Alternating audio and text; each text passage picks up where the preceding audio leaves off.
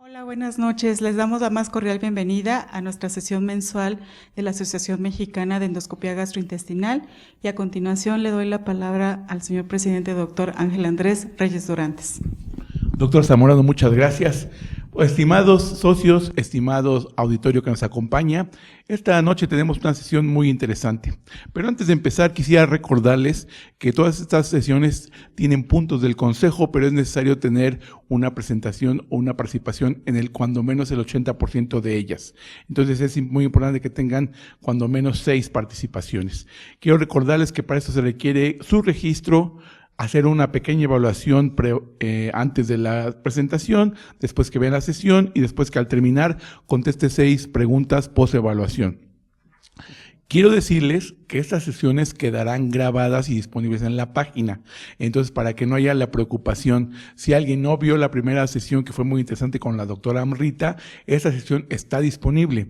Y la que vamos a tener hoy también quedará disponible, así como las subsecuentes, para que estas evaluaciones pre y después post las puedan hacer en cualquier momento. Entonces, ahora quedan ustedes cordialmente invitados, pero si alguien por cualquier razón no puede asistir en vivo, estas sesiones van a quedar grabadas y si ustedes hacen la evaluación pre y post, ganarán los puntos suficientes para que puedan obtener su puntuación del consejo, muy importante para la recertificación.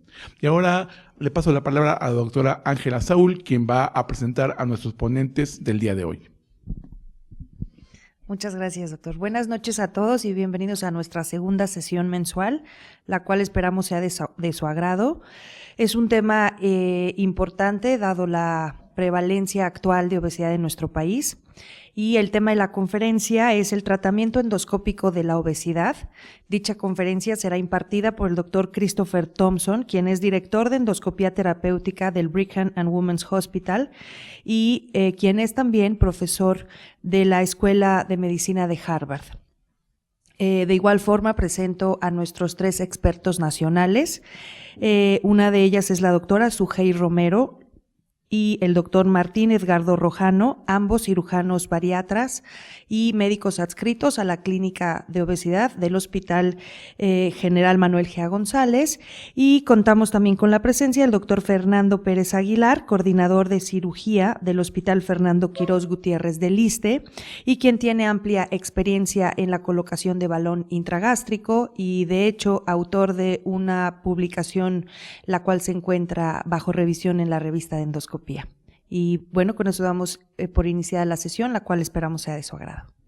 Hello, I'm Dr. Chris Thompson from Brigham Women's Hospital in Boston, Massachusetts. So my first topic is endoscopic obesity options. So obesity is really categorized by body mass index. And this can be seen over here. It's weight in kilograms divided by height in meters squared. And there's various categories. Obesity class 1 is a BMI from 30 to 34.9. Class 2 is 35 to 39.9, and class 3 is greater than 40. And why this is relevant is this is what determines who is eligible for bariatric surgery. So, obesity class 1 and class 2, the beginning of class 2, are not eligible for surgery. Whereas patients who have class 2 with comorbid illness, such as diabetes, hypertension, other comorbidities, are eligible for surgery, as are patients with obesity class 3. This is some U.S. obesity statistics, and you can see it's quite a problem for us, and it's actually quite a problem globally. We have 19 million obese patients in the United States with BMIs over 35 with comorbidities that would qualify for surgery. And less than 1% of these people actually do undergo surgery. There's another 88.6 million patients with obesity who don't qualify for surgery, and another 97.8 who are obese and progressing and developing obesity at an increasing rate. So this compares quite strikingly to patients with other fairly common conditions. You can see there's 1.2 million people in the U.S. with colon cancer, 1.4 with IBD, 4 million with HCV, compared to 205 million suffering with overweight and obesity. So obesity, of course, is more than just a body mass index. Okay, it is a very complex disease that has genetic and epigenetic components to it. But simplifying it here, at its heart, really what it is chronic inflammation of adipose tissue. So normal, healthy adipose tissue seen on the left has, normal macrophages, adipocytes, and they secrete things like IL-10, IL-4, IL-13, very innocuous cytokines. Whereas patients who have obesity have chronic inflammation of their adipose tissue. And you can see they have apoptotic adipocytes, they have activated macrophages, they have mast cells that are very active here, and they secrete things such as IL-1 beta, IL-6, TNF-alpha. And then this, of course, circulates to the rest of the body, and you can see here it's really what is in part responsible for the heart disease, the vascular disease. We see the insulin resistance, fatty liver. Okay, all the systemic manifestations of obesity really are in large part due to these circulating cytokines from the chronically inflamed adipose tissue.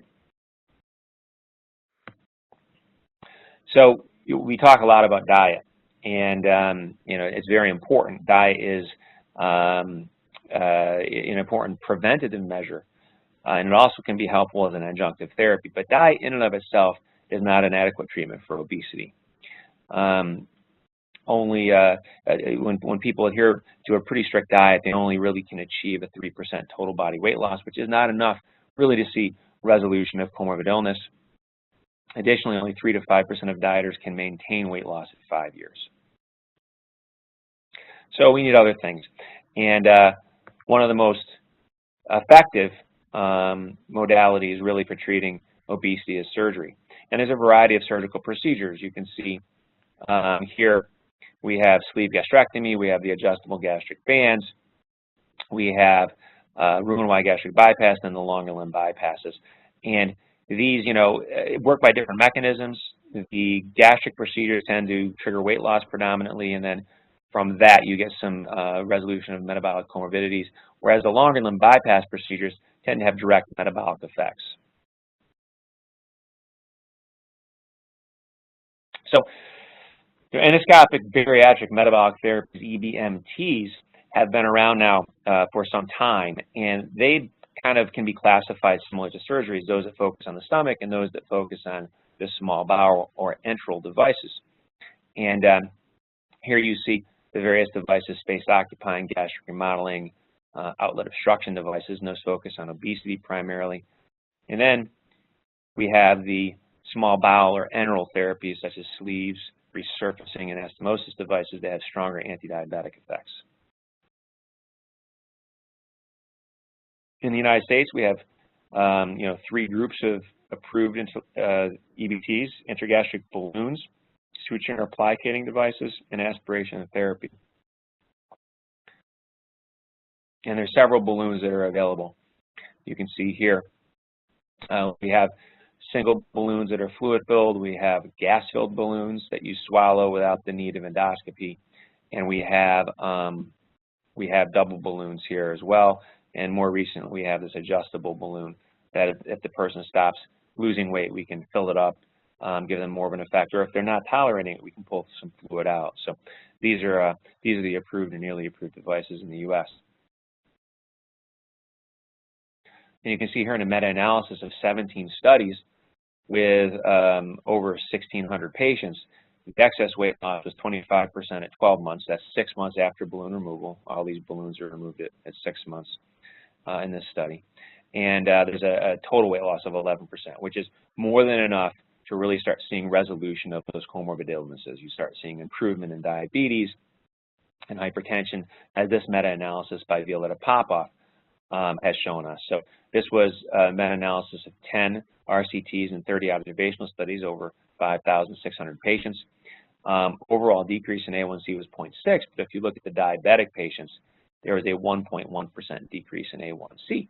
So it's having a metabolic effect, even though it's just a gastric procedure. And you also see significant improvements in fasting blood glucose, hypertension, LFTs, and dyslipidemia, with a 1.3% SAE rate. Now, these were not trivial. There were 5 gastric perforations and 2 deaths. And we learned that it's very important to not place these in patients with prior gastric surgery.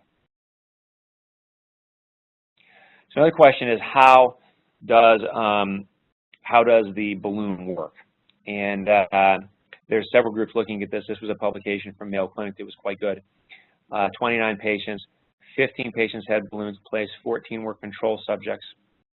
And they did gastric emptying tests in these patients at 0, 8, 16, 27, and 39 weeks. And so what they were doing is looking at gastric retention in the study. And at baseline, you can see the treatment group in blue and the control group in red had very similar gastric retention percentages.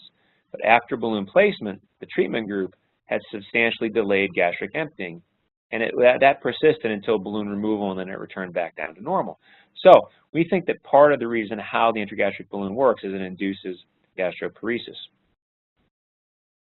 Okay, moving away from balloons onto suturing. There are several different types of suturing. This is the EndoCinch device, was the very first device used for obesity purposes back in 2003 when we started really exploring it for revising failed gastric bypass, closing fistula. And it was also the first device used for primary therapies, such as ESG. We'll start with revision because that's really where it was first used. So there's several mechanisms for weight regain after a gastric bypass, right? So this is standard gastric bypass anatomy. You have a small pouch and a gastroduodenal anastomosis. And we found that patients gain weight for a variety of reasons, thyroid disease, iron deficiency, dietary noncompliance. But if those things are excluded, dilation of the gastroduodenal anastomosis, the pouch, and dehiscence of the staple line are definitely implicated in weight gain. So it makes sense if those are contributing to weight gain that if you make them small, patients will lose weight again. So the original device again used for this was what you're seeing in the video is the more modern procedure using the overstitch device. And you see here first we removed the mucosa. You can do that with bands and CAP EMR, or you can do it with EXD. And then what we're doing is a running purse string suture all the way around the outlet. And then we're gonna secure that over a through the scope balloon and tighten that down to 8 millimeters. So what I'll tell you about is early randomized controlled trial using the more superficial suturing device here. It was a randomized controlled trial against a sham procedure. And after the procedure, both groups lost weight for 6 weeks while they were on the liquid diet. And then when the diet was liberalized, the treatment group kept their weight off in blue, but the control group put their weight back on. You can see how robust this outlet looks here now. So that's great. It wasn't a lot of weight loss. There was about 5 kilograms. But still, they had stopped gaining weight. Now with this new device, it's full thickness suturing, we really get more robust results. And you can see here it's much greater weight loss. We're well under 10 kilograms on average. We now have 5-year data on this as well. You can see here baseline characteristics of our cohort, 50 patients. And they're now 5 years out. The mean BMI is 41, so they have substantial obesity here. Percent weight regained was 42%. And here you can see the weight loss is about 10 kilograms at 5 years, so they're really maintaining that weight loss nicely. And total body weight loss is 6% at 5 years. So that's fantastic. They say that between 5 and 10% is enough to really get resolution of comorbid illness, and these people weren't quite at their baseline, so they still have a good substantial amount of weight loss there. So moving on to primary therapies and use of suturing. So the same endoscopic suturing device was used for something called an endoluminal vertical gastroplasty by Roberto Fogel in Venezuela. So he studied 64 patients. Procedure time took 45 minutes. There were no complications. And what he was doing is trying to recreate this VBG surgical procedure. So it's a stapled pouch with a band. And so he's kind of trying to make this long, narrow stapled pouch with suturing. And you can see the percentage of weight loss was 58.1% at 12 months. And for those patients that didn't qualify for surgery that started off with a BMI of less than 35, they achieved an 85.1% excess weight loss. So very striking. So we were working on this at the same time with a similar device. But our procedure we were trying to do is an imbrication here. And we're working together with the Cleveland Clinic on this. And you can see instead of doing a VBG, we're trying to fold the greater curvature in. And we're doing a combination of sutures going anterior greater curve, posterior, and repeating those stitches. So this is actually what becomes the ESG procedure in modern times with the new device. So our weight loss with this was not as striking as Dr. Fogel's. We did not have as robust an aftercare program. I think that was partly why. We have a 27% excess weight loss at 12 months. Still not bad, but you know, we have now seen better results with more durable devices. And this is the overstitch device. So the suturing pattern looks very similar in this animation to what we did with the trim trial, but the device gets much deeper bites, and we believe that leads to better and more durable results. So we started doing this procedure in April of 2012, and we studied 126 patients at 9 centers. You can see the average BMI was 36.2, a little bit lower BMI at start here. And that's our suturing pattern: anterior greater curve, posterior, back up a centimeter or two, anterior greater curve, posterior. And what you do is when you tie that, it contracts the stomach longitudinally and also decreases the volume circumferentially, pulls the fundus down.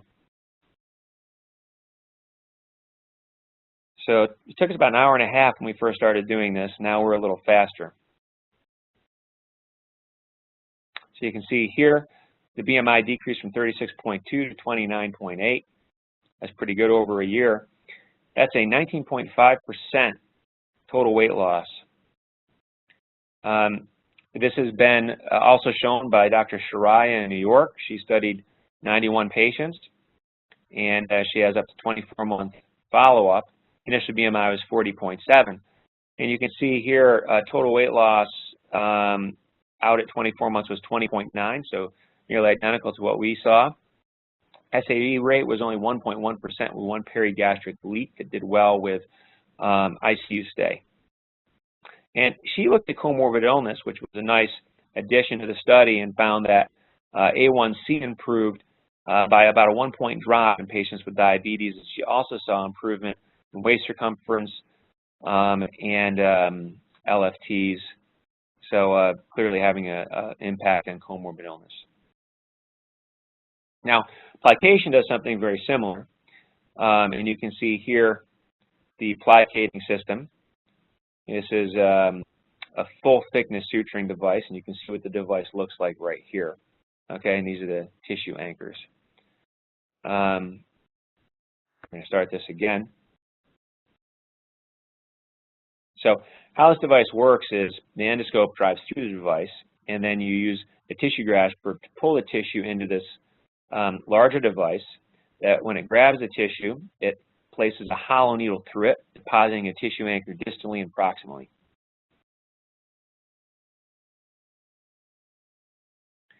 And then those are pulled together, and you have a full thickness fold of tissue with serosa to serosa opposition on the back side. So instead of sewing mucosa to mucosa on the inside of the stomach, like we do with running sutures, plication tends to really get more of this imbrication where you're folding the tissue in on itself.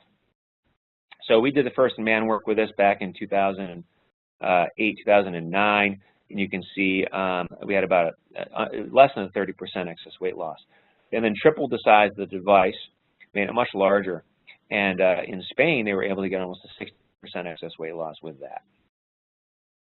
And this is repeated both in Tecnon, Barcelona, as well as in Madrid, where they're getting about a 44.9% excess weight loss. So very similar results there.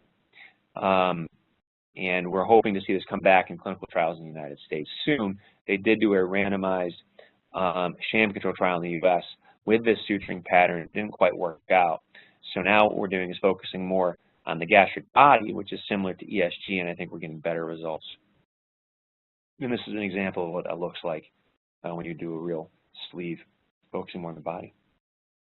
So moving away from suturing and plication, we now have aspiration therapy. And aspiration therapy here, you can see, is basically a peg tube with a large fenestrated drain in the stomach. And a half hour after eating, a patient will evacuate whatever remains in the stomach at that point in time, and they can lavage it as well. somewhat of a controversial mechanism, but seems to be very safe and quite effective. This is the results of a randomized controlled trial in the U.S. 111 patients underwent aspiration therapy and 60 were the lifestyle control. BMI went all up to 55 in this group, so that's much higher than what we've seen studied in balloons or suturing. So it was successfully placed in 98% of patients. One had a gastric bypass and snuck in, so that was one that couldn't be placed, as well as one with gastric varices. And all but 3 subjects went home the same day. There were co-primary endpoints. The first was % excess weight loss over the control group, and you can see in the intent-to-treat analysis, they met this with a healthy margin, with over a 30% excess weight loss in the intent-to-treat and approaching 40% in the completers analysis. And the other endpoint was response rate, and you can see over 50% of patients in the intent-to-treat responded, which was much better than the control group. And this was also seen in the completers, again, a little bit better. And the other thing that's unique about this device is it keeps working as long as the patients use it, so you don't get those early plateaus you might see with balloons where it plateaus before 6 months and then the balloon comes out and you get some weight gain again. This is going to be, effective as long as you're using it.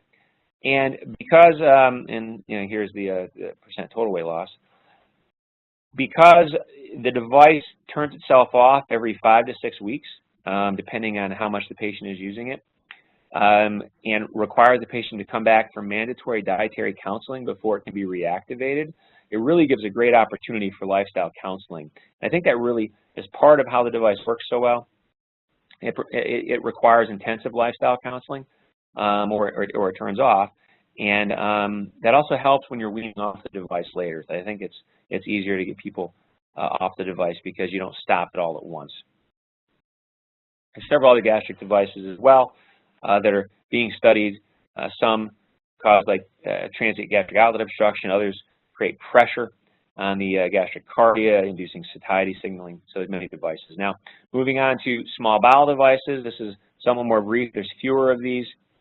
They have stronger anti-diabetic effects. So to understand this, we have to understand the incretin effect. So the incretin effect really is best understood by giving intravenous glucose to a patient and then measuring the amount of insulin they produce. And you'll get a certain amount of insulin produced. If you give them the exact same amount of glucose orally, they produce much more insulin. All right? And this is blunted in diabetes. The effect is thought to be due to the release of hormones from enteroendocrine cells, and those hormones are called incretins. And that's in response to food, short-chain fatty acids, or bile, particularly secondary bile acids. So what they also do is these, other than just increasing insulin production, they cross the blood-brain barrier and tell you you're full. They slow gastric emptying. They decrease glucagon. So these incretins are very powerful. They have great anti-diabetic effects, but they also help with treating obesity. As I already stated, in type 2 diabetes, this effect is blunted. So you have less of an incretin effect, okay, less release of these hormones from the gut. And surgery really aims to reconstitute a normal incretin effect. Another theory that's important to understanding how these small bowel devices work is foregut and hindgut theory. And the white dots in this figure here represent cells that produce incretins, okay, just like we talked about, such as GLP-1, and they're denser lower down in the bowel. So they're more dense in the ileum and colon than in the jejunum or duodenum. There are also other cells called anti-incretins that produce a substance that has the opposite effect and would prevent against hypoglycemia in normal circumstances. But there's other things that are thought to be relevant in the duodenum. They're more densely populating the duodenum, and they're not as relevant in the distal bowel. There's also some other issues with leaky gut in the proximal bowel, so the duodenum is also thought to be relevant. So a gastric bypass is thought to hit both these mechanisms. It shunts food away from the duodenum, so down-regulating anti-incretins, and then it shunts food into the distal bowel, up-regulating incretins. So this is kind of how all the small bowel devices are being thought of and being created with this in mind. And it's theoretical, but this is the general guidance.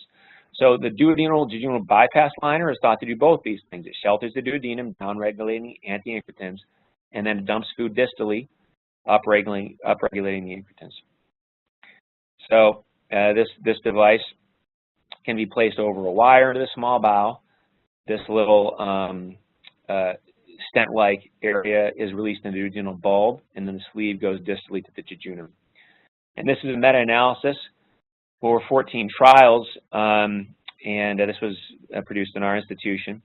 And you can see there's a 1.3% reduction in A1C when this device is used in obese diabetics, and that's with many people coming off their obesity or their diabetes medicines. So that's important to keep an eye on, right? If people are not increasing their medicines or even having a flat use of their medicines, these patients are coming off their medicines, in many cases are reducing doses. So it's quite an important effect.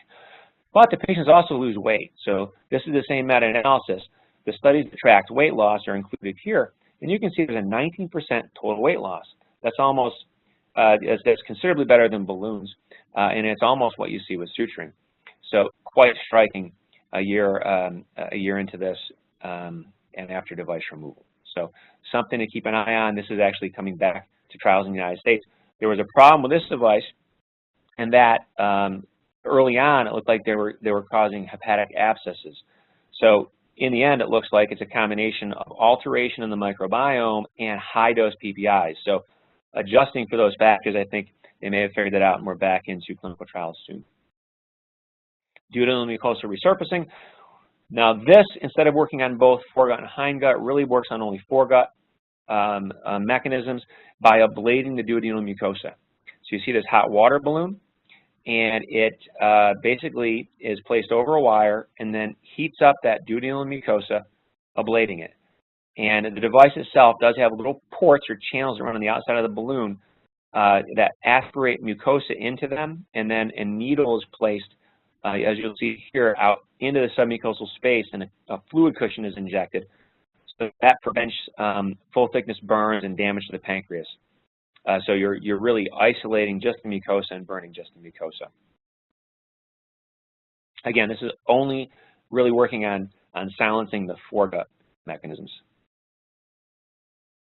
So there's a single-center study in Chile with this device, 44 subjects, all with type 2 diabetes, and keep in mind these people were not terribly obese. The BMIs were only 30.9, but they had very poorly controlled diabetes at 9.5 A1Cs.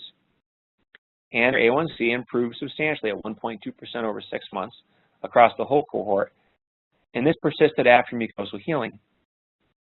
If you look at people with stable background medicines where they did not change their anti-diabetic medicine use, they had a 1.8% reduction in A1C. So quite a strong efficacy signal, and that's in larger trials currently. And the last device we have here is enteral diversion due to magnetic anastomosis creation.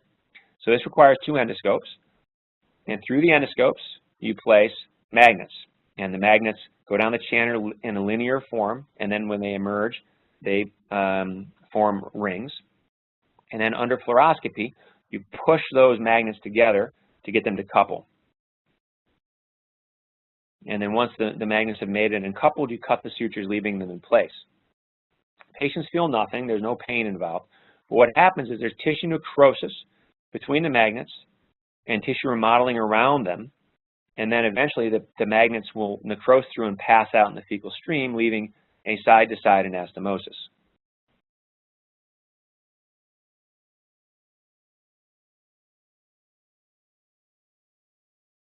And you can see this takes about a week for it to form. And then those will pass in the fecal stream. And, you know, we were worried they might get caught at the IC valve. It seems like there's been no problems with that thus far.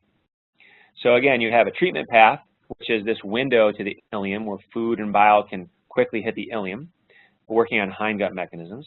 And you have a preserved native path, so the natural kind of open, bowel is still there. There's no long blind portion to this.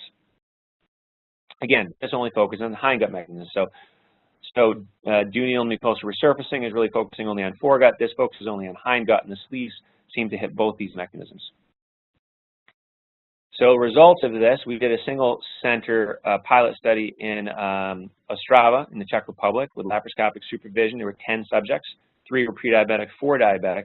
And you can see the A1C reduction at 12 months from 7.8 down to 5.9.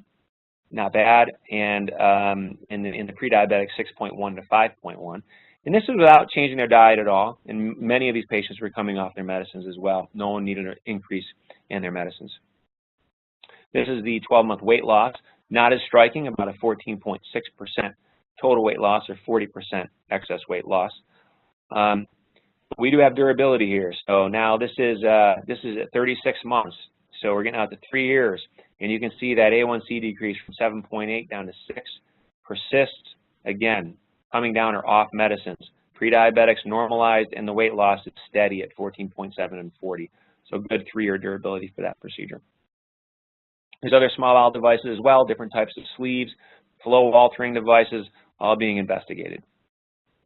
So the role of EBTs is worth considering now. You've seen kind of the concept and what we're doing.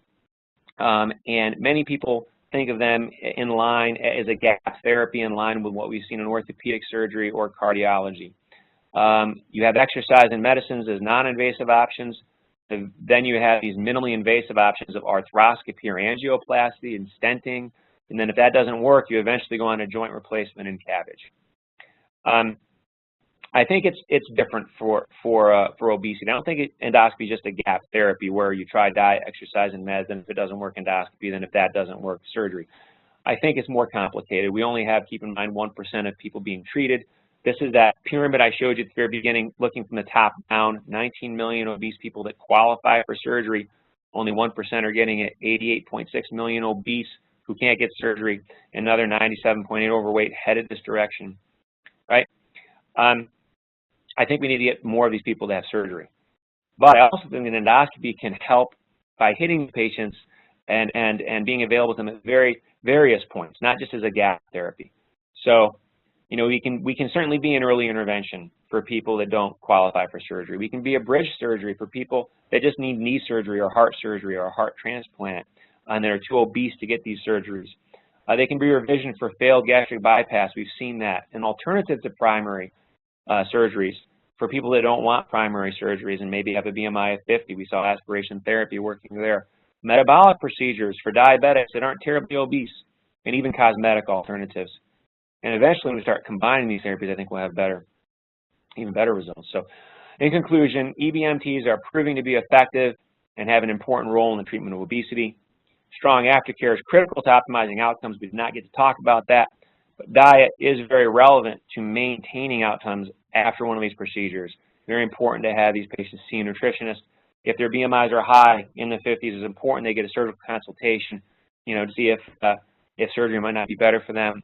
It's important to definitely have a team approach. Combination therapies certainly are on the horizon. I think this is very exciting, where you can do a gastric procedure and a small bowel procedure. And I think that's where we're really going to see more of an impact. But until then, I think we still are seeing pretty good successes with these procedures. Thank you very much for your attention, and look forward to seeing you soon in another lecture. Pues muy buenas noches. Vamos a iniciar lo que es la discusión sobre esta conferencia de endoscopía bariátrica. Creo que en todos los foros actualmente de endoscopía es un área que está tomando cada vez más espacios, porque bueno, como ustedes vieron, las estadísticas, la obesidad a nivel mundial pues va en incremento. México no es la excepción, y como vamos a hacer la discusión con los expertos, la endoscopía pues yo creo que se perfila como una opción terapéutica para un grupo muy específico que vamos a empezar a discutir. Yo quisiera, tengo aquí una pregunta específicamente, pero quisiera irme en orden, de acuerdo a la presentación que hizo el doctor Christopher Thompson. Y vamos a hablar primero, yo quisiera que la doctora Suhey nos explicara un poquito brevemente cuál es la diferencia entre la pérdida total de peso y el exceso de peso perdido. Como ven en las publicaciones, siempre se manejan dos aspectos, que es la pérdida total de peso y la pérdida total del exceso de peso. Esto creo que es muy importante definirlo porque cuando analizamos la literatura puede ser muy engañosa y vemos que una cifra es muy alta y a lo mejor la otra muy baja. Doctora Sujei. Sí. Es bien importante saber que el porcentaje de exceso de peso perdido se calcula si tenemos un paciente de 100 kilos y su peso ideal sería de 70 kilos. Si este paciente pierde 30 kilos, sería 30% del peso total, ¿no? Pero sería el 100% de su exceso de peso. Entonces, la mayoría de los artículos evalúan o refieren el porcentaje de exceso de peso perdido. Y lo evalúan habitualmente a 1 año, máximo a 2, y pocos tienen reportes de más de 3 años, porque lo que está bien demostrado es que la gran mayoría de las clínicas perdemos a los pacientes para darles seguimiento a largo plazo. Muy bien, eso yo creo que es parte medular en cuanto hagamos el análisis de la pérdida de peso de acuerdo a los métodos endoscópicos. Doctor Fernando, vamos a iniciar lo que sería la discusión en relación a los métodos endoscópicos, de tal manera que primero tendríamos que pensar volver a cuestionarnos la clasificación de obesidad, que bueno, ya la vimos en la conferencia, que es una forma muy fácil a través del IMC. Sin embargo, creo que a veces ya hay controversia si realmente es el método ideal para poder evaluar al paciente con obesidad, si hubiera algún otro método que pudiera ser más fidedigno o realmente nos quedaremos con el IMC. Bueno, esto es bien importante porque en la actualidad no solo esta clasificación del índice de masa corporal y las clasificaciones en sobrepeso, obesidad, grado 1, 2, 3, superobesidad, se toman en cuenta para el manejo, sino también ya estamos viendo que hay clasificaciones y hay algunos trabajos que incluso están sugiriendo el tratamiento para pacientes con sobrepeso y comorbilidades, o sea, diabéticos con un sobrepeso de 28%, hipertensos, cardiópatas, que es de hecho una de las indicaciones que podría ser de utilidad, los abordajes que no sean necesariamente definitivos, como sería la cirugía bariátrica. Entonces, estos abordajes endoscópicos, que vendrían siendo el puente en algunos casos para después abordar la cirugía laparoscópica para la obesidad como un tratamiento definitivo, pueden ser considerados. Entonces, ya hay muchas publicaciones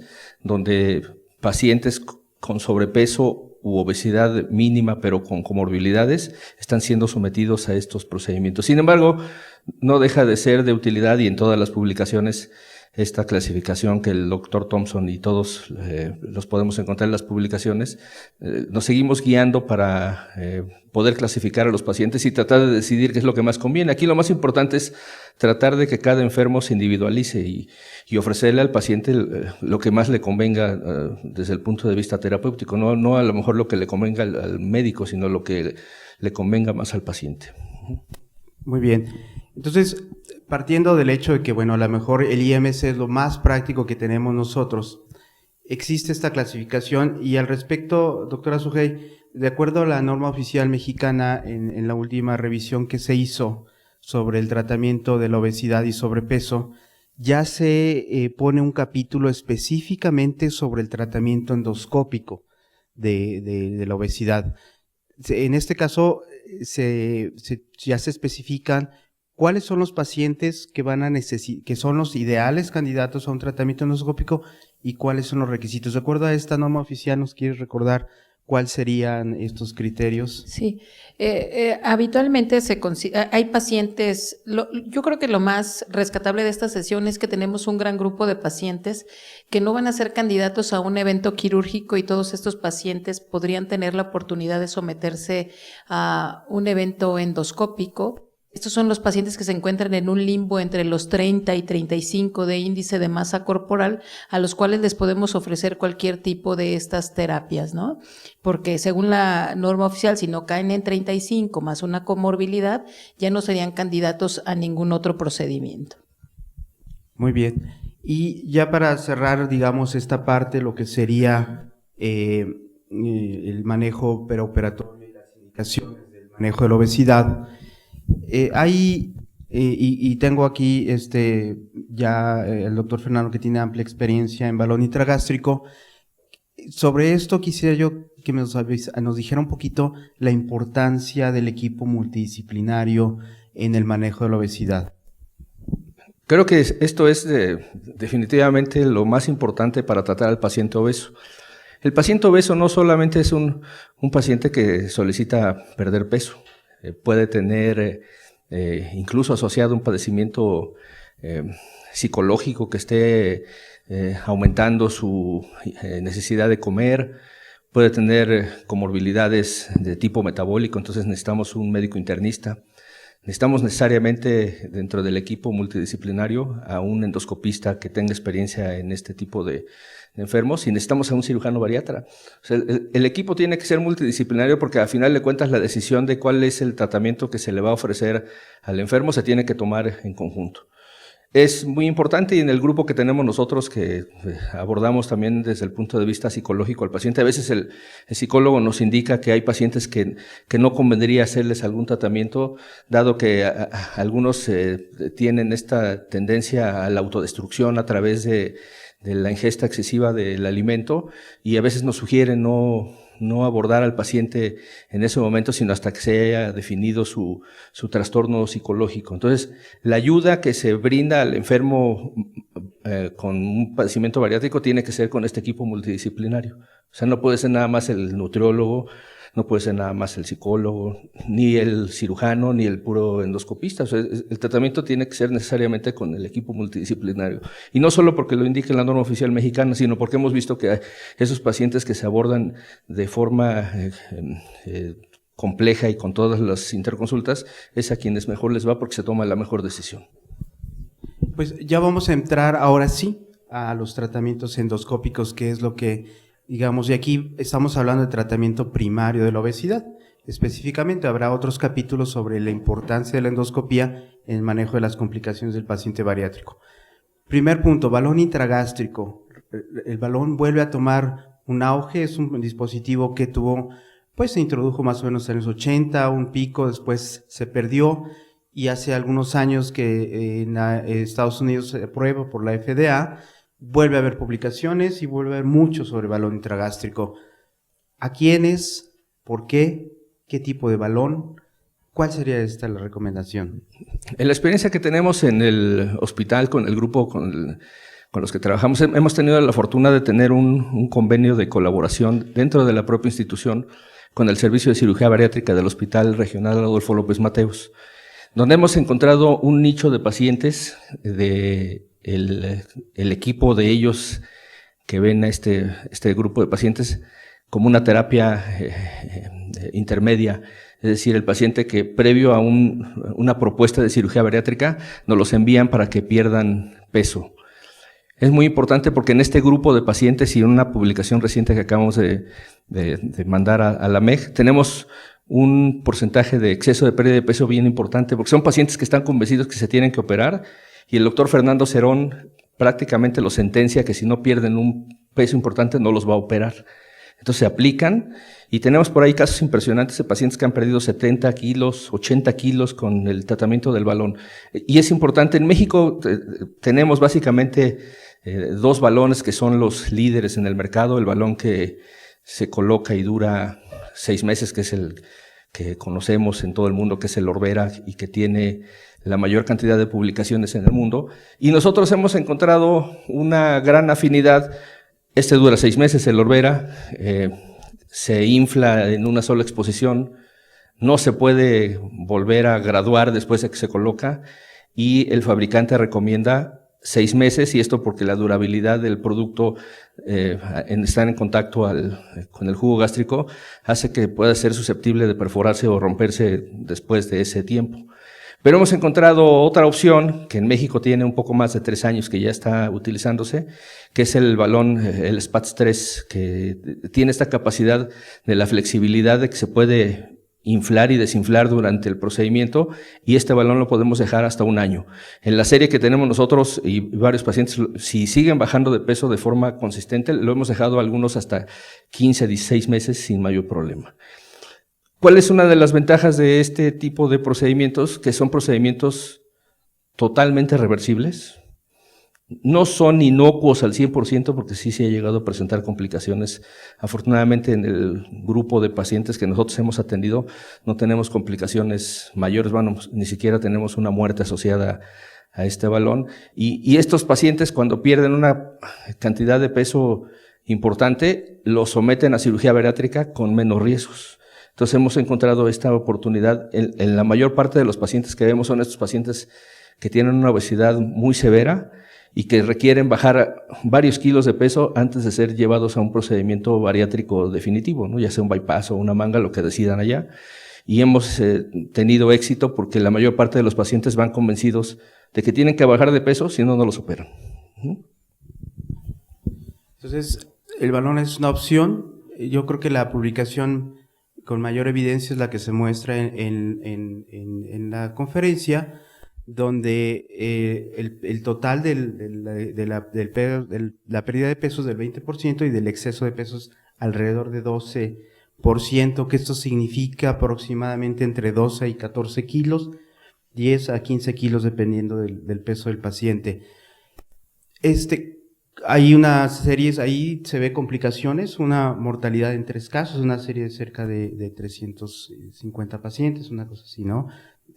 Perforaciones y una mortalidad de un solo caso. Ahora, aplicatura gástrica. ¿Cuál es la perspectiva de la aplicatura gástrica, doctora Sujei? Creo que este es el dispositivo que ya se mostró como que tiene mayor promesa en los tratamientos endoscópicos de la obesidad. Yo creo que la aplicatura gástrica, como les decía en mi comentario previo, este grupo de pacientes es súper interesante porque es un grupo de pacientes que no son, no es nada desdeñable, son muchos pacientes que no son candidatos a cirugía y que hay que ofrecerles algo, muchos pacientes que no quieren someterse a ningún evento quirúrgico o pacientes que no quieren nada invasivo, pacientes que no cumplen por norma la edad o simplemente no se quieren someter a un evento quirúrgico. Entonces creo que este dispositivo de sutura endoscópica es muy prometedor. Según lo que se reporta, el porcentaje de exceso de peso que se pierde pues no es nada desdeñable, casi el 30%, 20, 25, 30, alrededor del 30% del exceso de peso que se puede perder en porcentaje de exceso de peso perdido, y en total pues casi se va al 50%, entonces es muy prometedor, no es invasivo, la limitante es que en nuestro país aún no contamos con el dispositivo de sutura endoscópica.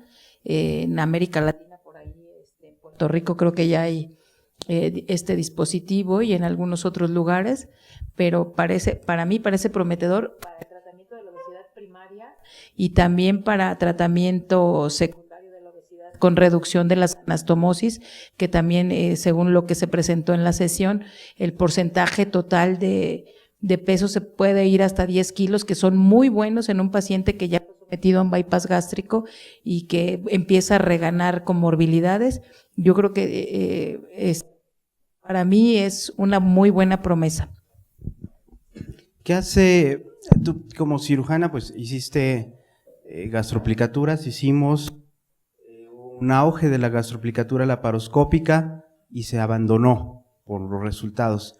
¿Por qué endoscópica sí? Si quirúrgicamente ya se demostró que no era tan eficaz. Bueno, cambiamos de micrófono, muy bien.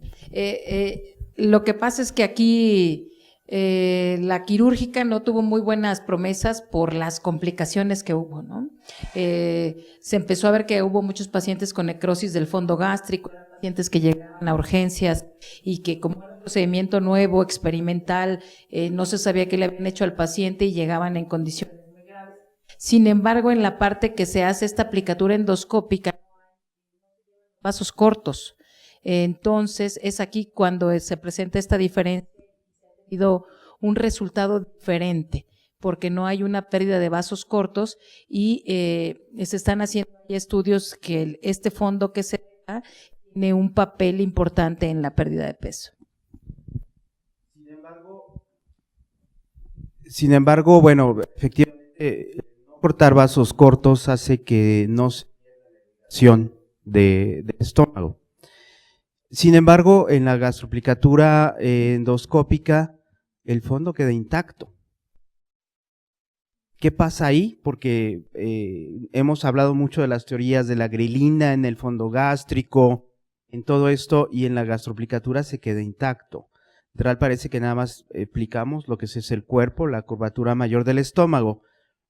¿Esto cuál sería la explicación? Bueno, aquí la explicación debe de ser meramente mecánica y la reducción del lumen gástrico, aquí de forma, de alguna forma permanente por el uso de la sutura, pero evidentemente al no tocar o no dañar el fondo gástrico, ahí va a seguir estando la grelina. Sin embargo, los resultados son alentadores, parece ser, simplemente por el efecto de la disminución del volumen gástrico. A esos pacientes lo que también habrá que sugerir, y lo que nosotros les decimos, es cuando ya aprenden a comer una menor cantidad de volumen en sus alimentos, deben de acostumbrarse así. Bueno, al menos con el balón. ¿Qué sucede cuando quitamos el balón? Pues el estómago vuelve a tener la capacidad, pero si el paciente aprendió a comer nuevamente en cantidades pequeñas y normales, seguramente va a tener una constancia en la pérdida de peso que ya tuvo, ¿no? A diferencia de la aplicatura, pues ahí se va a quedar la sutura, pero el fondo está intacto. Hay algo muy interesante que tocó en la conferencia el doctor Christopher Thompson y que yo vi en algunas, particularmente en un trabajo en la última reunión, que era el efecto del balón y de algunos métodos endoscópicos sobre la motilidad gástrica y su efecto en la pérdida de peso. Tal parece que al momento de quitar el balón o durante el tiempo que está el balón hay retención gástrica. Esta retención gástrica permanece aún después de quitar el balón y tiene un efecto en la pérdida de peso, y esto ha sido también la razón por la cual se ha tratado de utilizar otros métodos como Botox para inyectar el estómago y paralizarlo. ¿Qué piensan de esto? Es evidente que la presencia de un cuerpo extraño durante un periodo largo de tiempo, en este caso 6 meses con Orbera, 12 meses con SPATS, genera en el estómago de alguna forma un cansancio, porque la respuesta al balón, y eso lo vemos los primeros días, hay pacientes que a los 3 o 4 días, literalmente cuando son pacientes privados nos dicen que nos pagan el doble con tal de quitarles el balón por los síntomas. Dolor, náusea, vómito incoercible, precisamente porque el estómago está tratando de una forma natural de expulsar un cuerpo extraño. Durante todo el proceso que está ese balón, el estómago va a sufrir porque la peristalsis va a hacer que se canse esa parte del cuerpo y el antro, y evidentemente una de las consecuencias temporales, porque no dura durante mucho tiempo, es que hacen una gastroparesia. Incluso algunos cirujanos, con algunos amigos con los que trabajo, indican y me dicen, al paciente que le hago una manga gástrica después de haberle colocado un balón durante un año, el problema que tengo es que le encuentro la pared gástrica muy gruesa, inflamada. Obviamente no se operan al retiro del balón, no se operan de inmediato, sino dejan pasar algunos meses, pero es uno de los hallazgos, el engrosamiento de la pared gástrica, precisamente por la intención del estómago de vaciar ese cuerpo extraño, que no lo va a hacer hasta al menos que lo retiremos. Y está reportado precisamente esa gastroparesia post-balón. Aquí hay una pregunta, dice, ¿qué estudios y experiencia existen en los balones de marca Allurion? Yo no tengo experiencia y desconozco publicaciones. Recordemos que desde el boom de los balones, en México hubieron varias marcas, ¿no? Por ahí tuvimos una marca de un balón que tuvo éxito, que fue el balón Heliosphere, el que se inflaba con aire. Era buenísimo. El único problema es que al inflarse con aire y no con agua, tenía una pared muy resistente. El problema de esos balones no era ponerlo, era quitarlo. Era un verdadero problema, y durante la extracción se llegaron a presentar varios accidentes. Otro que se está retomando es el ovalón, el balón que se infla con helio y se infla en forma automática, y que se propone no ponerlo por endoscopía, sino por un control fluoroscópico. El problema que tuvimos ya en México, un par de muertes relacionadas por la confianza del médico que estaba administrando el balón, que esos 2 casos se inflaron en el esófago y fue muerte súbita por perforación esofágica, ¿no? Porque el sistema no tiene reversa, o sea, ya que se empezó a inflar, ya no hay forma de desinflarlo porque empieza a meter el helio a presión y ese es un verdadero problema, ¿no? Hace algunos años un amigo me invitó a participar en un protocolo. El ovalón se sugiere poner por vía oral y con control fluoroscópico. Yo le dije, por seguridad, yo te propongo que confirme yo por endoscopía que está dentro. Y en ese momento que está dentro, yo te diga que le dispares para que lo infles. Creo que sería mejor. Nada más que la mercadotecnia es, no uses el endoscopio. Entonces, nomás trágate un balón y se infla. Y tenemos por ahí algunas otras opciones de los que se inflan. Se llena ese balón, es un material que se infla con el jugo gástrico, dura algunas semanas o meses ahí y se pueden meter incluso varios balones, ¿no? Esta marca de los que menciona el doctor no la conozco.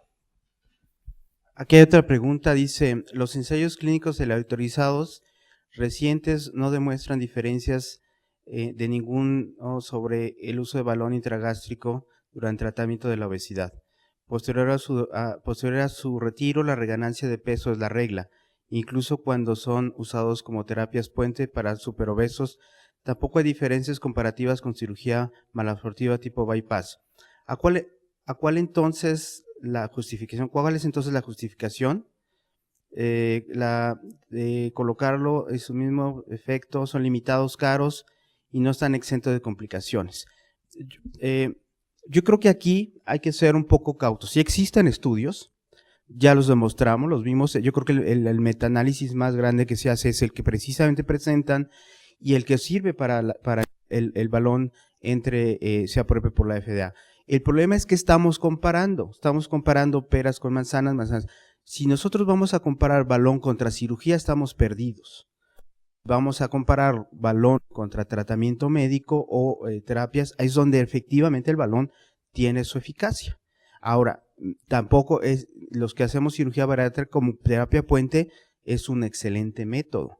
La verdad es que, pero sí hay que seguir todo el protocolo de que el paciente se le coloca el balón, pierde peso y va a cirugía. Si no va a cirugía, va a reganar peso. Y efectivamente la reganancia de peso puede llegar a ser la regla del balón.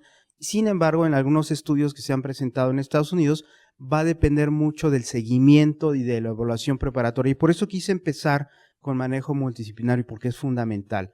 Si nosotros no tenemos un adecuado equipo multidisciplinario, expertos en obesidad, una psicóloga bariatra, una nutrióloga bariatra, los resultados van a ser muy pobres. En Estados Unidos tienen muy buenos resultados porque los protocolos se van más allá del retiro del balón y los prolongan hasta los 6 meses y existen muchas figuras del health coach o algunas otras figuras que están dando seguimiento a los pacientes. De tal manera que yo creo que hay que poner las cosas en su justa dimensión y compararlos con lo que es.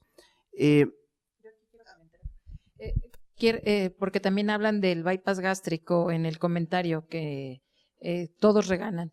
Es una discusión que tenemos en los grupos de bariatras, de los que nos dedicamos a cirugía bariátrica, que cualquier procedimiento tiene reganancia, ya sea manga, ya sea bypass, ya sea balón, y todo depende y el éxito dependerá del apego al equipo multidisciplinario, como bien dice Martín.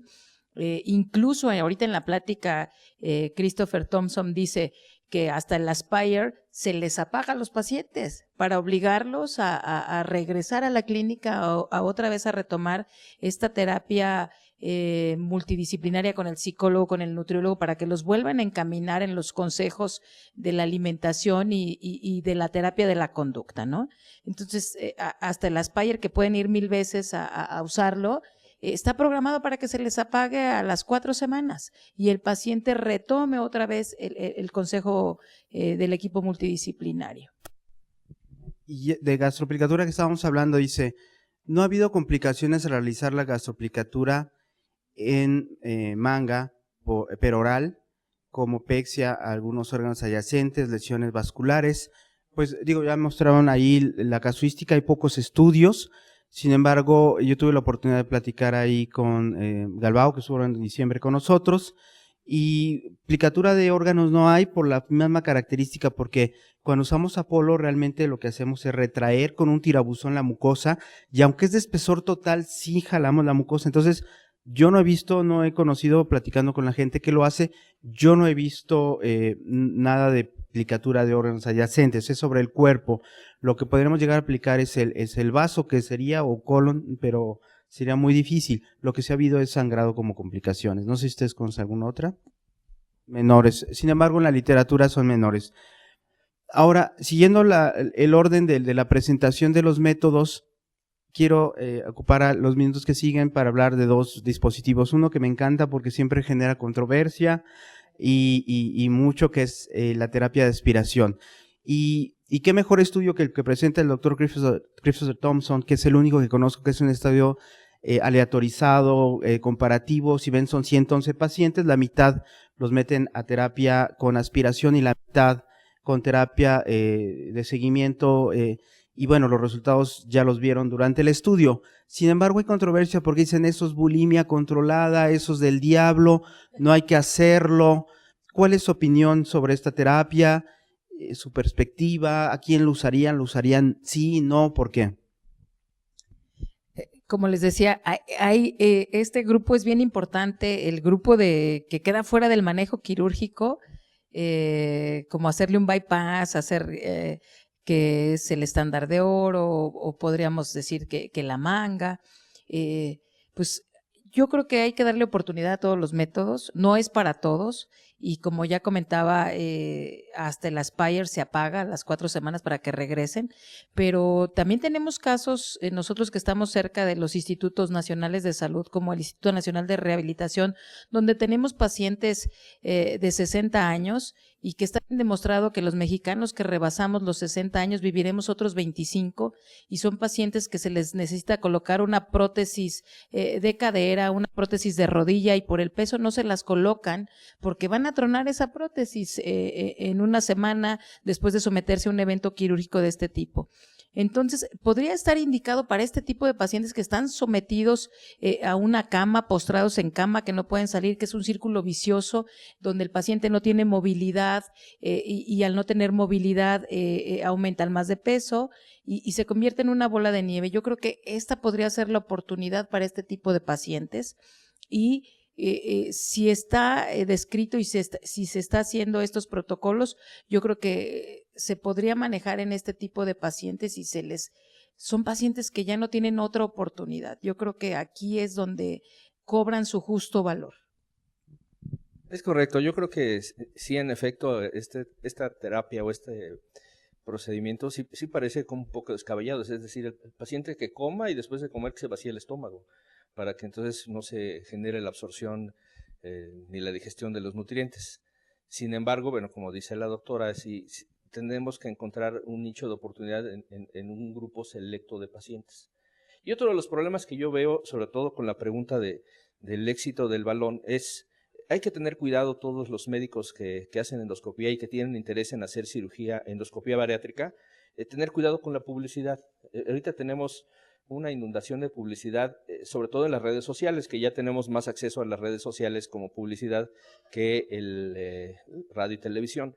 Entonces, por ahí nos vamos a encontrar en Facebook publicaciones o publicidad relacionada al balón. Entonces, esto es peligroso porque el obeso a lo mejor ve esa publicación, nos va a ver y nos pide que le pongamos un balón, pero a lo mejor ese paciente no ha ido al nutriólogo, no ha ido al psicólogo, no ha consultado al internista, pero lo ven atractivo porque es prometedor el tratamiento, y por lo tanto yo creo que hay que tener cuidado, no nos vayamos con la idea de que si ya viene con nosotros porque vio la publicidad, no caigamos también en el juego de colocar el balón porque nos lo está pidiendo el paciente. O sea, todos los procedimientos, en este caso de los que estamos hablando, que serían los endoscópicos, finalmente tiene que tomarse la decisión, y lo hemos insistido, mediante la decisión de las interconsultas con el grupo multidisciplinario y ver qué es lo que le conviene más a cada enfermo. Si le conviene el balón, se lo ponemos, y si no, pues no se lo vamos a poner. Muy bien, ya para terminar, tenemos algunos minutos. Yo quisiera que en 2 minutos o 1 minuto cada quien nos diga su perspectiva sobre los tratamientos endoscópicos y esas terapias a futuro que son increíbles. A mí, esto del resurfacing de la mucosa duodenal, es el que vemos los videos, es de fuera de serie, el shoot pilórico, estos dispositivos barométricos. ¿Cuál creen que es el futuro? ¿Cuál sería su perspectiva en un minuto para cerrar? Yo creo que todo lo que viene es muy prometedor y habrá un grupo de pacientes para cada cosa, ¿no? Como tú dices, el resurfacing lo ve uno y dices, es algo de verdad increíble, donde hay un cambio hormonal muy importante con el solo hecho de hacer esta quemadura de la mucosa duodenal. Y yo creo que vamos a adoptar todo lo que sea necesario porque como en alguna plática yo escuchaba que la obesidad es un monstruo de cabezas y una y sale otra y tendremos que agarrarnos de cualquiera de estos métodos. Sin embargo, hay que recalcar que lo más importante es que el método que utilicemos vaya acompañado de un equipo multidisciplinario.